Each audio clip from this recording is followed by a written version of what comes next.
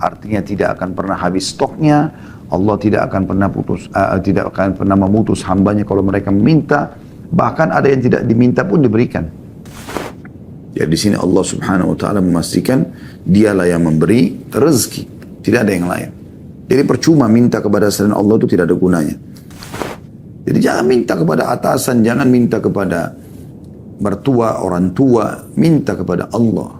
Allah akan menggerakkan mereka untuk memberikan kebutuhan Anda. Dengan dia duduk, dia nggak mau, sudah nanti rezeki saya akan datang sendiri. Ini yang beliau mengatakan, ini adalah kebodohan yang nyata.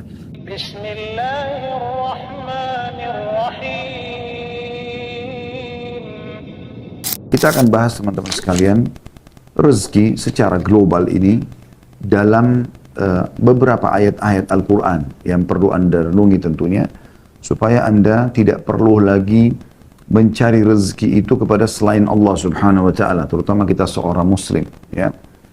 Kita coba buka surah Az-Zariyat, surah nomor 51 ayat 56 sampai 58. Surah Az-Zariyat, surah nomor 51 ayat 56 sampai 58, saya akan bacakan. A'udzu billahi minasyaitonir rajim. Bismillahirrahmanirrahim. Wa ma khalaqtul jinna wal insa illa liya'budun. Ketahuilah kata Allah, aku tidak menciptakan jin dan manusia.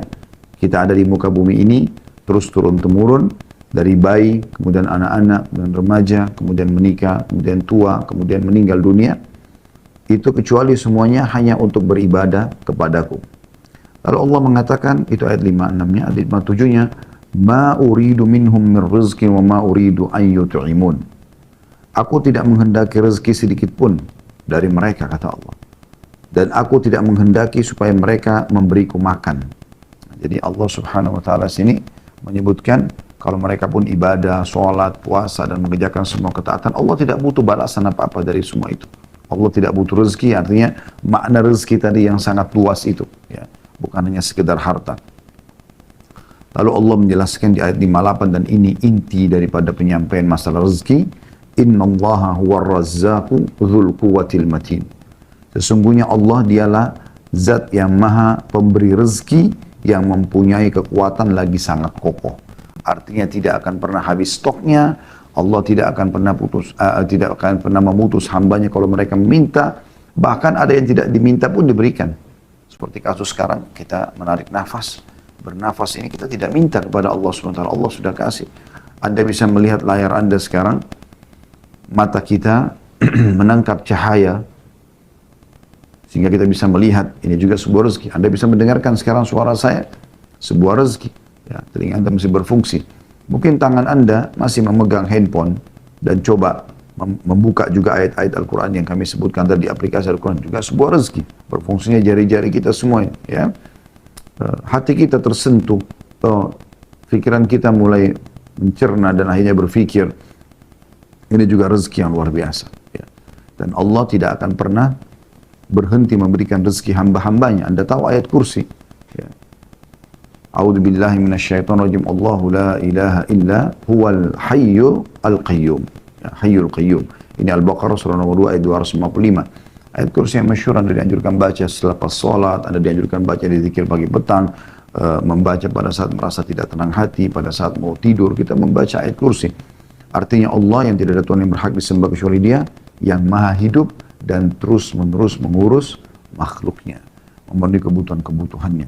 Bukan cuma kita manusia, jin, bukan cuma jin juga, hewan-hewan, tumbuh-tumbuhan.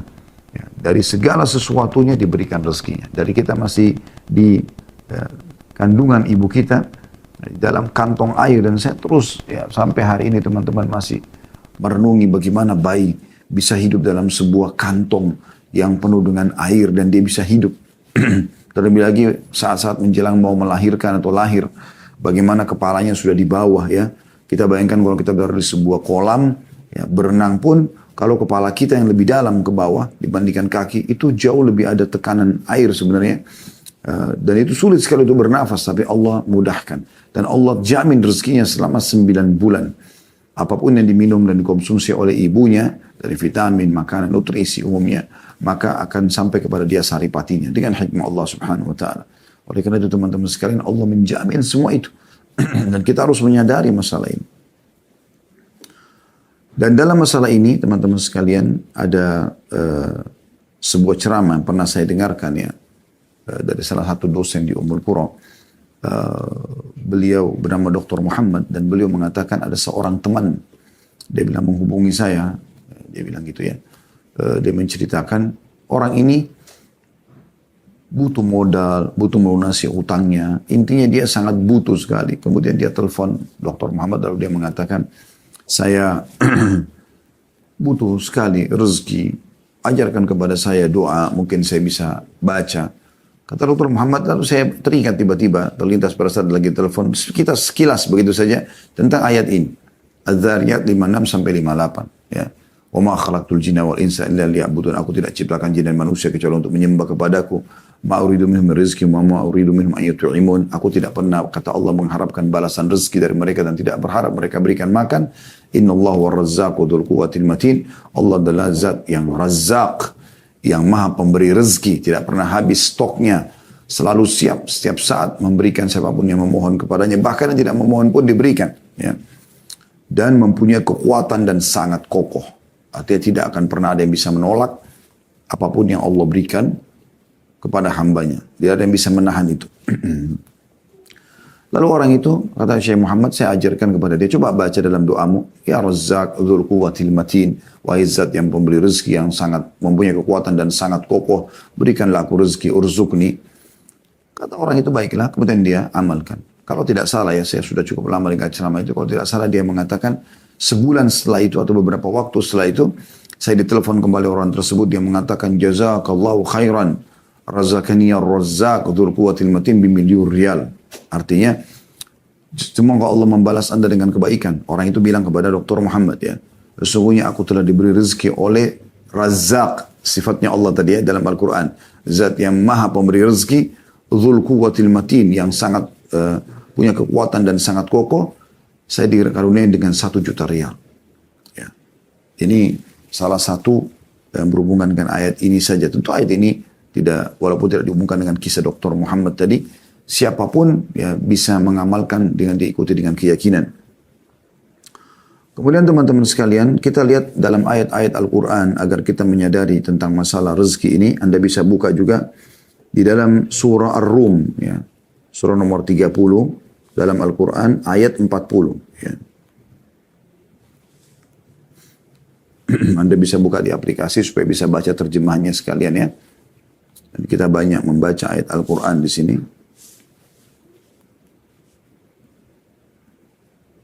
Di ayat 40-nya Allah Subhanahu wa taala berfirman, A'udzu billahi minasyaitonir rajim. Allahu alladzi khalaqakum thumma razaqakum thumma yumitukum thumma yuhyikum. Hal min syurakaikum man yaf'alu min dzalikum min syai' subhanahu wa ta'ala amma yusyrikun. Artinya Allah lah satu-satunya, tidak ada lagi yang lain.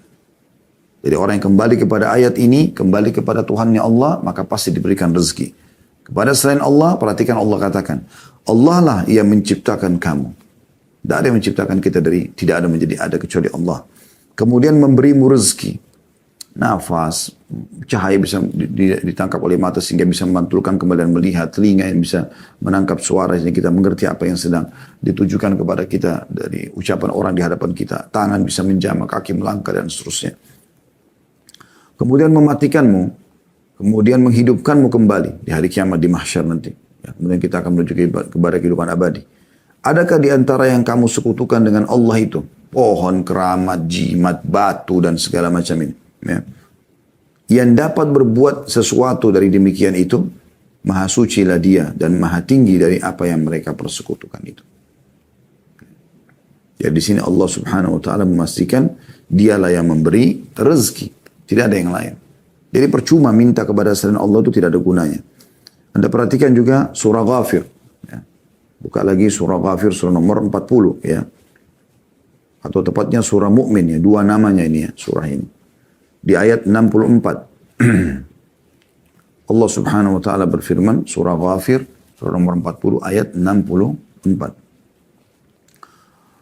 A'udzu billahi minasyaitonir rajim. Allahul ladzi ja'ala lakumul arda qararan was samaa'a binaa'an wa sawwarakum fa ahsana suwarakum wa sawwarakum fa ahsana suwarakum wa razaqakum minat thayyibat. Dzalikumullahu rabbukum fatabarakallahu rabbul alamin. Allah lah yang telah menjadikan bumi bagi kamu tempat menetap. Menghampar sekarang. Dan ini tidak mungkin siapapun yang punya sekutu atau Tuhan selain Allah, coba sampaikan kepada dia. Apakah dia yang ciptakan bumi? Ajak ngomong, tanya. Datangkan buktinya. Tidak akan pernah bisa. Apalagi kalau benda-benda mati. Jimat, batu, pohon. Yang jelas-jelas dalam mata manusia tidak mungkin bisa ngomong gitu ya. Allah lah yang telah menjadikan bumi bagi kamu tempat menetap dan langit sebagai atap. Lebih besar lagi langit. Dan membentuk kamu dan membaguskan rupamu. Alis seperti ini, mata, hidung, bibir, lidah, gigi, tangan, dan segala macam keindahan dalam tubuh manusia dan kesempurnaan yang luar biasa gitu. Serta memberimu atau memberi kamu rezeki dari hal-hal yang baik-baik. Artinya Allah sudah membuat fitrah kita teman-teman sekalian suka dengan yang baik-baik. Misalnya bau wangi, ya, penataan yang rapi, ya. Itu kan fitrah kita suka, ya. Allah berikan dari yang baik-baik dan semua yang thayyibat itu yang baik-baik Allah halalkan, ya. Tapi tentu berhubungan dengan halal, nanti kita jelaskan masalah itu ya dalam beberapa poin kiat menambah rezeki itu. Yang demikian itu adalah Allah Tuhan kalian yang Maha Agung, Tuhan alam semesta. Jadi Allah terus memperkenalkan dirinya, tidak ada yang memberi rezeki kecuali Dia. Jangan pernah minta, jangan pernah bergantung, jangan pernah memohon, ya, kecuali kepada Allah Subhanahu wa Ta'ala. Juga Anda bisa lihat dalam surah Qaf, ya, surah nomor 50 dalam Al-Quran, di ayatnya ayat 6 sampai ayat 11, ya. Surah Qaf ayat 6 sampai ayat 11. Allah menyebutkan, A'udzu billahi minasyaitonir rajim. Afalam yanzuru ila as-sama'i fawqahum kaifa banaynaha wa zayyannaha wa ma laha min furuj. Maka mengapa mereka tidak melihat ke langit yang ada di atas mereka? Bagaimana kami meninggikannya dan menghiasinya, dan langit itu tidak mempunyai retak sedikit pun. Allah mengajak kita berpikir. Jangan minta kepada selain Allah. Apalagi patung seperti orang-orang zaman jahiliyah dulu di Mekah. Ya, zaman sekarang pun masih ada orang seperti jahiliyah. Minta-minta pada patung. Minta-minta pada jin, syaitan. Melalui para dukun-dukun. Minta-minta pada jimat, pohon, ya, lautan, matahari, bintang, bulan. Semua ini makhluk. Allah mengatakan itu. Coba pikir baik-baik. Mengapa mereka tidak melihat ke langit di atas kepala mereka? Bagaimana kami meninggikannya? Bagaimana kami menghiasinya dengan bintang-bintang, dengan matahari, dengan bulan? Dan mereka tidak temukan sedikit pun retak di langit itu. Pada Allah sebutkan lagi di depan mata kita bumi. Di ayat 7 itu tadi ayat 6-nya. Ayat 7-nya, wal arda madadnaha wa alqaina fiha rawasiya wa ambatna fiha min kulli zawjin bahij. Dan kami hamparkan juga bumi itu. Dan kami letakkan padanya gunung-gunung yang kokoh. Dan kami tumbuhkan padanya segala macam tanaman yang indah dipandang oleh mata. Siapa yang buat itu semua? Tidak ada yang memperlakukan diri seperti ini kecuali Allah. Ya. Bumi bisa ditinggali, dipijaki, dibangun rumah, ya, dicocok tanami, diambil hasilnya. Gunung-gunungnya, ada yang gunung berapi, ada gunung batu. Ya. Anda bisa lihat dan macam-macam ada ilmu pengetahuan manusia yang Allah berikan supaya mereka mempelajari semua itu sebagai tanda keajaiban. Dan ujung-ujungnya mereka harusnya kembali, oh berarti penciptanya luar biasa nih. Sampai begini komposisinya, ya, sampai begini ukurannya, sampai begini kekokohannya, lebarnya dan seterusnya. Allah mengatakan, ayat 8-nya, tabsiratan wa dzikra likulli 'abdin munib, untuk menjadi pelajaran dan peringatan bagi tiap-tiap hamba yang kembali mengingat Tuhannya. Mau mengenal Tuhannya, nah kembali kepada itu. Ya. Jadi jangan minta kepada atasan, jangan minta kepada mertua, orang tua, minta kepada Allah. Allah akan menggerakkan mereka untuk memberikan kebutuhan Anda. Kemudian Allah sebutkan di ayat 9-nya, وَنَزَّلْنَا مِنَ السَّمَاءِ مَاءً مُبَارَكًا فَأَنْبَتْنَا بِهِ جَنَّاتٍ وَحَبَّ الْحَصِيدَ. Dan kami turunkan dari langit air yang banyak manfaatnya, hujan. Shower di kamar mandi Anda kira-kira bisa menyala tanpa ada yang menyalakan? Atau mungkin ada shower itu tanpa ada yang memasangnya? Kan tidak mungkin. Itu juga air hujan yang turun dari langit. Bagaimana bisa air hujan turun dengan derasnya, ukurannya, ya kadarnya, kemudian waktunya, berapa lama? Tanpa ada yang mengaturnya. Allah mengatakan, dan kami yang turunkan air dari langit itu. Yang banyak manfaatnya. Lalu kami tumbuhkan dengan air itu pohon-pohon dan biji-biji tanaman ya, yang diketam. Jadi banyak yang tumbuh, akhirnya bisa berbuah-buahan, bisa menampung air hujan turun dari langit supaya tidak banjir. Nah, kita tahu ada penghijauan, ada hutan, bagaimana para pemerintah di muka bumi ini juga menjaga ya, supaya jangan sampai hutan-hutan gundul dan seterusnya. Lalu Allah mengatakan di ayat 10-nya, وَالنَّخْلَ بَاسِقَاتٍ لَهَا تَلْعُنْ نَضِيدَ. Dan pohon kurma, perhatikan baik-baik, yang tinggi-tinggi dan mempunyai mayang yang bersusun-susun. Satu tangkai itu banyak sekali, bisa sampai ratusan butir, ya, bahkan ribuan butir kurma. Ya, itu Allah jadikan sebagai tanda-tanda kebesarannya. Dan di sini Allah berikan gambaran kurma, karena kurma buah dari sekian ratus jenisnya, ada beberapa jenis kurma kering yang bisa bertahan sampai tahunan, ya, tidak rusak. Tidak ada buah mungkin seperti ini. Ini manfaatnya sangat besar buat kesehatan. Lalu tentu kita tidak jabarkan ini karena ada bahasan sendiri masalah manfaat kurma. Anda bisa lihat di bahasan kami tentang Tibbun Nabawi atau penguatan Nabawi, insya Allah sudah ada di YouTube ya. Tapi inti bahasan ayat 11-nya, Allah mengatakan semua itu rizqan lil ibad wa ahyayna bihi baldatan maytan kadzalikal khuruj. Semua itu rezeki bagi hamba-hamba kami untuk kami berikan supaya untuk kebutuhan mereka. Dan kami hidupkan dengan air itu tanah yang mati atau kering, seperti itulah terjadi kebangkitan. Di sini kita bisa lihat bagaimana Allah Subhanahu wa taala menitik beratkan masalah itu. Nah, rezeki ini teman-teman sekalian yang perlu digarisbawahi. Rezeki ini bukan ada rezeki yang datang kepada kita tanpa kita punya upaya. Seperti tadi saya sebutkan oksigen yang kita hirup, yang ditangkap cahaya oleh mata kita, ya, suara yang ditangkap oleh kuping. Ini kesehatan kita, bangun kita sudah sehat bisa beraktivitas. Ini tanpa kita minta pun Allah sudah kasih. Termasuk nyawa, ya, kehidupan kita di muka bumi ini sampai batas ajal yang sudah Allah tentukan. Ya. Jadi ada beberapa rezeki memang yang sampai kepada kita. Kita minta atau tidak minta ada dikasih oleh Allah Subhanahu wa taala. Ada rezeki teman-teman yang tidak sampai kecuali kita memang harus berusaha. Ya. Inilah pernyataan Imam Ahmad rahimahullah pada saat beliau menjelaskan tentang sebagian orang yang duduk manis. Kemudian dia mengatakan, saya duduk saja nanti rezeki saya akan datang. Yang dimaksud sini adalah masalah harta ya. Pendapatan harta, pekerjaan, mungkin kalau kita sekarang pendidikan, jodoh, ya, pernikahan. Dengan dia duduk, dia nggak mau, sudah nanti rezeki saya akan datang sendiri. Ini yang beliau mengatakan, ini adalah kebodohan yang nyata. Dan Umar bin Khattab pernah memukul dan menghardik orang-orang, mengusir dari masjid pada saat ditanya, kalian ngapain di sini? Mereka bilang, kami sedang bertawakal kepada Allah. Ya, kami menunggu rezeki kami. Maka kata Umar, kalian mengatakan menunggu rezeki sementara kalian tahu bahwasanya Allah tidak mencatatkan langit menurunkan atau menghujankan emas dan perak, keluarlah dan cari rezeki di luar sana. Sufyan ats-Tsauri rahimahullah, seorang ulama tabi'in, juga pernah berkata seperti itu kepada orang-orang yang duduk di masjid. Lalu ditanya oleh Sufyan rahimahullah, habis sholat Jumat kalian ngapain di sini? Masjid Haram duduk. Mereka mengatakan, kami al-mutawakkilun 'ala Allah, kami bertawakal kepada Allah. Dah, kami duduk aja begini, nanti ada rezeki datang, yang sudah datang, kalau enggak ya enggak gitu. Maka kata Sufyan tadi, bukan begitu memahaminya. Kan harus keluar cari. Allah suruh kita mencari.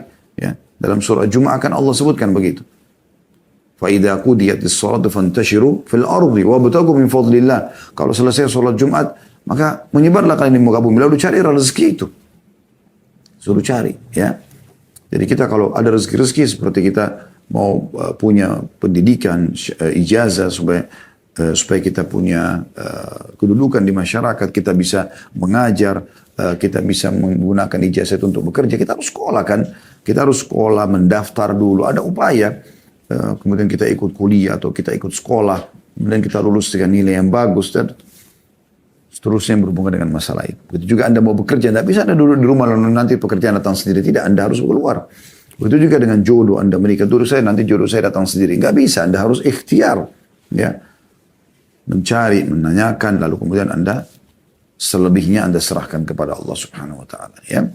Jadi rezeki itu kalau saya gambarkan Ibarat ini coba mudah memahami saja ya.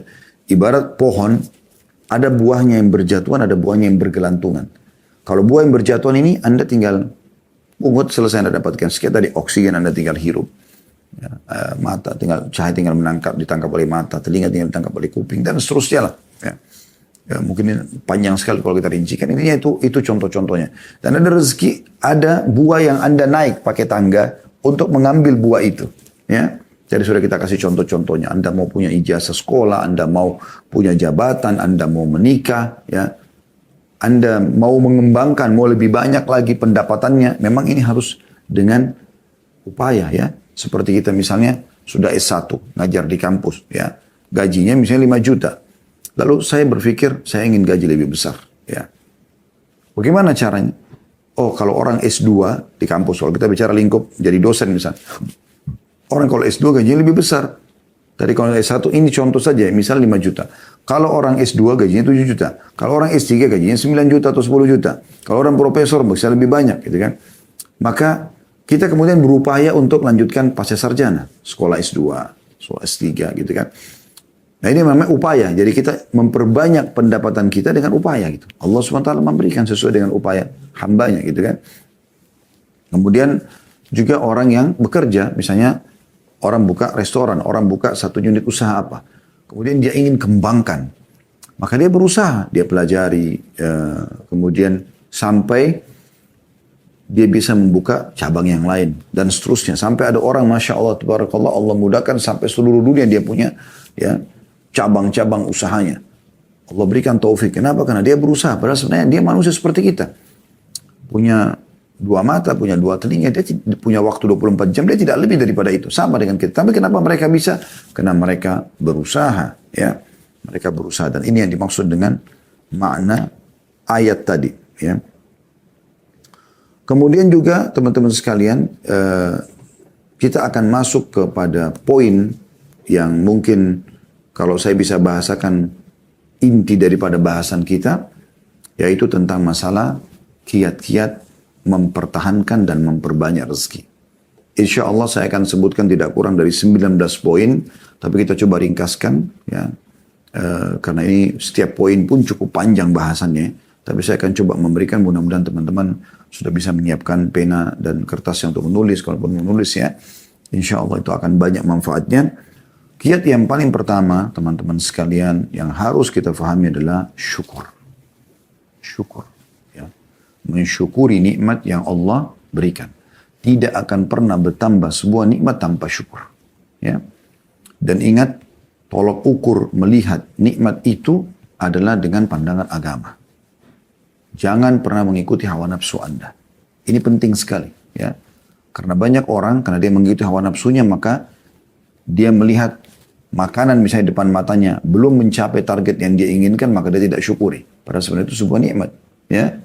Kita renungi dulu dalil-dalilnya, baru kita akan coba berikan beberapa contoh berhubungan dengan masalah ini.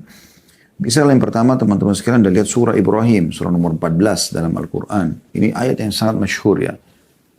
Ayat 7-nya, surah Ibrahim, surah nomor 14 ayat 7.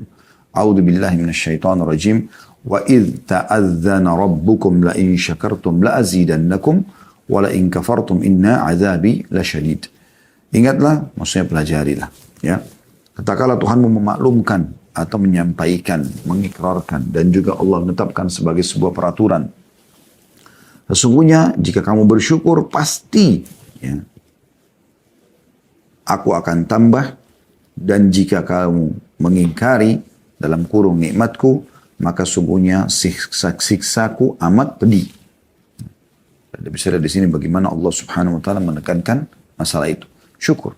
Dan kalimat syukur itu alhamdulillah, sederhana sekali. Tidak mengambil energi, tidak mengambil banyak waktu.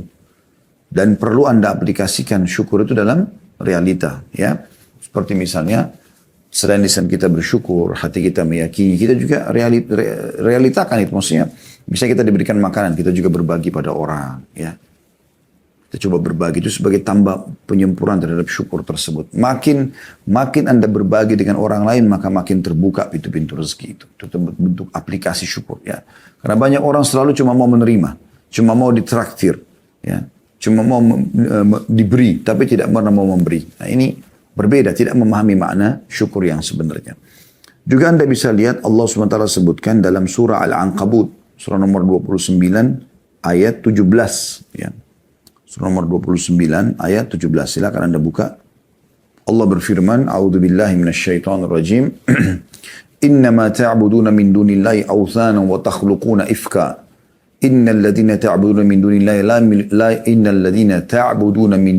la yamlikuna lakum rizqan fabtagu 'indallahi rizqa wa'budu washkuru lahu ilaihi turja'un. Artinya sungguhnya apa yang kamu sembah selain Allah itu adalah berhala. Tidak ada manfaatnya. Kuburan, patung, jimat, pohon, apalah selain daripada Allah. Berhala. Ya. Dan kalian buat-buat itu dengan dusta. Bohong. Oh ini punya kekuatan, ini bisa memberikan rezeki, ini bisa menyembuhkan penyakit. Dusta besar. Ya. Allah mengatakan itu. Ya. Kalau itu semua ifka, kedustaan. Orang-orang Mekah begitu. Mereka bawa patung, yang uniknya mereka yang datangkan batu itu, mereka yang pahat, mereka yang ukir, mereka yang bentuk matanya, hidungnya, mulutnya, mereka yang warnain, mereka yang kasih nama, lalu mereka panggil Tuhan. Ini kebodohan yang luar biasa. Gitu kan? Berapa banyak orang juga begitu dalam sholat. Iyyaka na'budu wa iyyaka nasta'in. Hanya kepadamu kami menyembah, hanya kepadamu kami minta tolong. Habis salam, minta pada kuburan di sebelah masjidnya. Lalu mana komitmen tadi Anda katakan hanya kepadamu, hanya kepadamu. Imam Nawawi rahimahullah mengatakan, aku heran melihat orang-orang yang meminta-minta pada kuburan, padahal sebenarnya dalam kuburan itu orang seperti dia yang sudah jadi tulang belulang. Kalau kita yakin kuburan orang soleh itu bisa memberikan manfaat kepada kita, kenapa kita tidak yakin kepada pencipta dia, pencipta tanah dan batu nisan itu adalah Allah yang lebih mampu. Dan Allah Al-Hayyul Qayyum, zat yang maha hidup dan terus-menerus mengurus makhluknya.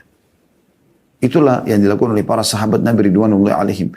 Sendal mereka putus, mereka angkat tangan ke langit mengatakan, Ya Allah berikan aku rezeki. Minta kepada Allah. Apapun Allah menyuruh kita manja kepadanya. Minta. Makanan, minuman, apa saja. Dalam sebuah hadis qudsi riwayat Bukhari kan begitu. Ya. Kata Allah SWT, wahai anak Adam. Ya. Kalian semua lapar kecuali yang kuberikan makanan. Mintalah makanan padaku. Kalian semua haus kecuali yang kuberikan minuman. Maka mintalah minuman kepadaku. Kalian semua tidak menggunakan pakaian. Kecuali aku berikan, mintalah kepadaku. Allah SWT suruh minta kepadanya. Minta, minta, minta. Allah selalu suruh kita minta, manja kepadanya. Kenapa gak mau? Ya. Tapi banyak orang menipu dirinya sendiri. Bahkan saya pernah ketemu dengan seorang ikhwah. Waktu awal-awal dia hijrah, dia memberikan kepada saya sebuah benda gitu. Benda ini seperti kaca gitu. Tiba-tiba dicelupin di air, lalu kemudian dia bilang, Ustaz coba minum airnya, saya minum. Terus kemudian ditekan tangan saya dari belakang katanya. Saya coba praktekin. Ya. Habis itu dia bilang, lebih ringan kan Ustaz? Saya bilang, akhi, ini kebohongan. Pastikan antum ini membeli barang ini dari orang-orang yang tidak benar. Dari dukun dan seterusnya. Mereka menjual ini. Dia bilang, ya Ustaz, saya beli ini 5 juta. Ya, ini kebohongan. Dibohongi, menipu orang. Allah tidak pernah seperti itu. Allah menyuruh kita memohon kepadanya. Allah menyuruh kita berbagi sama orang lain, lalu Allah berikan kepada kita, iya. Itu iya. Tapi pergi ke dukun-dukun ini semua ifka, kedustaan, kebohongan ini. Dan Allah mengatakan, saya ulangi, sungguhnya apa yang kamu sembah selain Allah itu adalah berhala. Dan kamu berbuat dusta dengan itu. Sesungguhnya yang kamu sembah selain Allah itu tidak mampu memberikan rezeki kepadamu. Tidak akan pernah mampu memberikan rezeki kepadamu. Maka mintalah rezeki itu dari sisi Allah saja. Dan sembahlah dia, tunduk dan patuh kepadanya. Dan bersyukurlah kepadanya. Ini saksi bahasan kita. Ya, hanya kepadanya lah kamu akan dikembalikan.